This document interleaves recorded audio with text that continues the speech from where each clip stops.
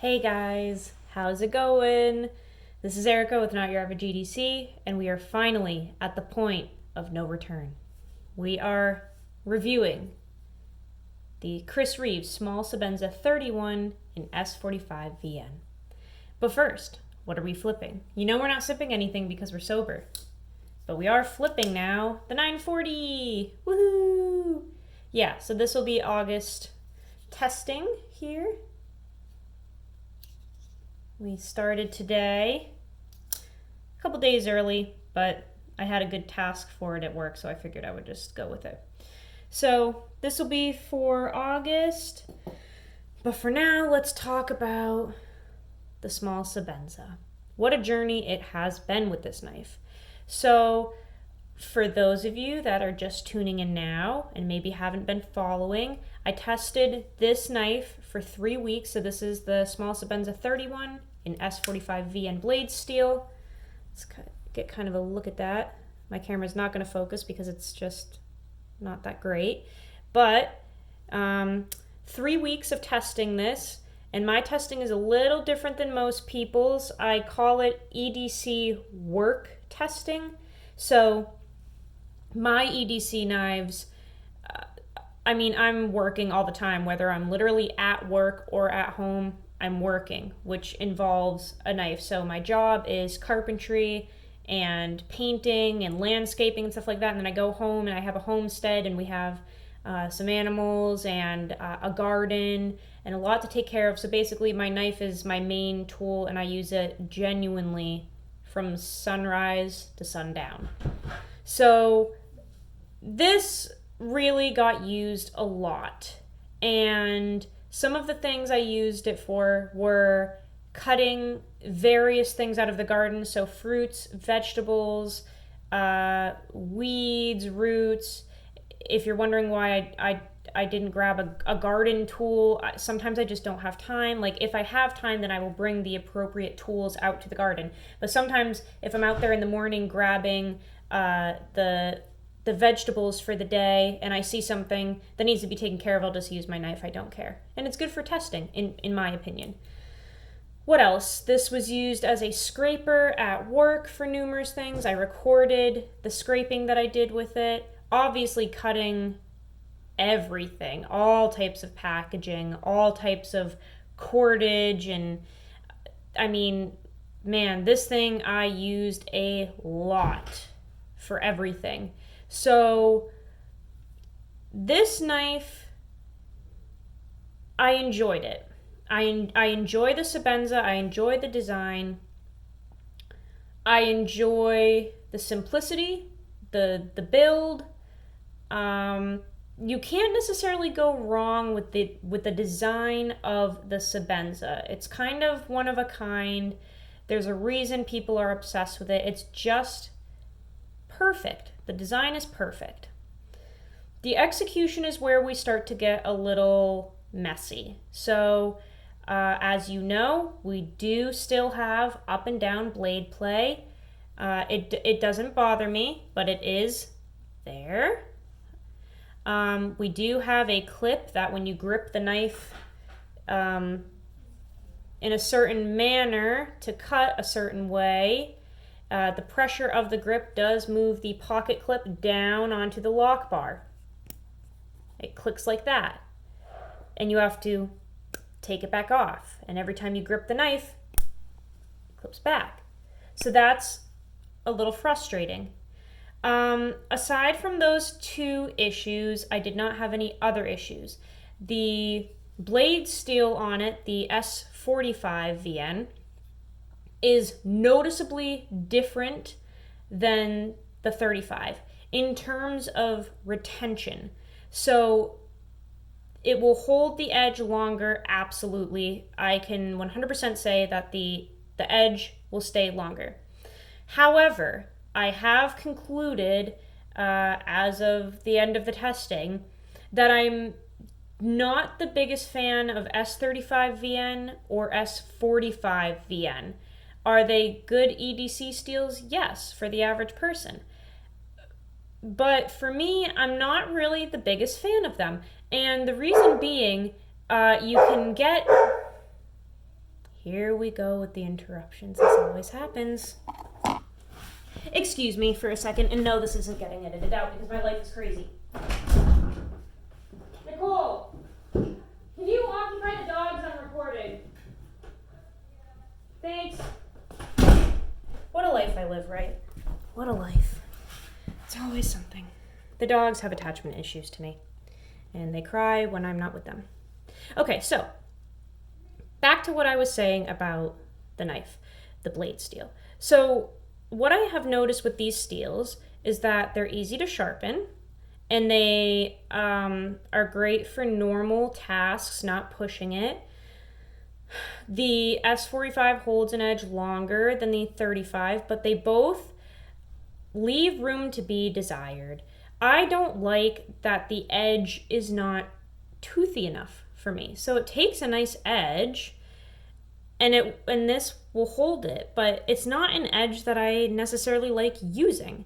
It's not toothy enough, and it doesn't grab enough. So I believe that for the average person, this will be a good EDC knife that you would like, but I think I just want more grit to my blades, which I've noticed. It's like ever since I used the mini Adamas with the crew wear, I just these nice fine glossy edges I'm just not as big of a fan of. They just don't grab material like I want them to. And that's not to say that it's not getting sharp. It is. It's sharp. It's getting sharp, and this one in particular is staying sharp. But it's just not an edge that I enjoy using as much. So that's kind of something I noticed in the past few days, is that I just wish it were toothier. But I know that won't necessarily apply to most people. The actual edge itself, I did not have to do the 15 degrees per side to keep the edge. So in my previous testing with the small Nkosi and the small 21, I did have to reprofile the edge to 15 degrees per side in order to keep the edge for a decent amount of time. I did not have to do that with this, so that's a plus. That's a plus. With the S45, you don't have to reprofile it to have it keep the edge. Excuse the paint on my hands. I tried to scrub as much off as I could before the video. I know some of you don't like that, and I'm sorry, but it's there. So yeah, no reprofiling necessary, but it's definitely not a toothy edge. It's just an average edge. Like I enjoy S30V more than this. I enjoy S30V and I enjoy crew wear more than this. Hell, I would even go as far as saying I enjoy Emerson's 154 more than this. For a work EDC blade, this just isn't toothy enough for me. And I've gone over this before. The reason I did not send the knife in for those problems I discussed earlier is because I don't really know anyone that has gotten a knife with those two issues and kept it. Most people that I know get the knife. If it has issues, it goes right back to Chris Reeve and they make it happily ever after. I wanted to test the knife with the issues, see if they bothered me, just leave it as it came. It was a $475 knife that came to me with a pocket clip moving and up and down blade play, and I figured the most honest testing would be if I tested it as it was, exactly out of the box, and that's what I got, was some issues. So in using this knife, I very much enjoyed the ergonomics, or the lack thereof. Just holding it with any task that I did, it just felt right. It feels nice. And granted, these micarta scales don't do anything. They're literally just cosmetic. Like, they don't provide extra grip. They don't provide extra shit. They're just there to look cool. They don't change anything, and I wouldn't notice if they were there or not. But in using the knife, in gripping it various ways, I really enjoyed using this knife. As a whole, how it feels is incredible. It's really easy to use, and it just felt natural. So that's enjoyable for me. especially because a lot of the things I've been doing recently is cabinet work, and I had to basically like scrape some of this old goopy paint off of them that somebody had put on previously, and it was like hardened on there. So I ended up just using my knife to kind of like slice it off, and just everything from cutting things in the garden to the scraping and such at work, it just felt very nice in hand. So, final thoughts. Let's do final thoughts. We're 10 minutes into rambling here. This, like I said, was $475. It came with a clip that moves back and forth and a blade that moves up and down. And I don't think I've mentioned this before, but I have to, with the pivot, I cannot tighten it all the way down, otherwise I can't open the knife.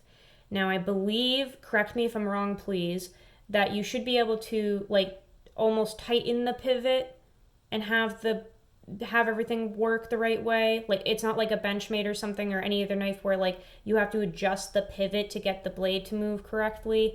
I'm almost positive you should be able to tighten the pivot and have the blade open and close. I can't do that with mine.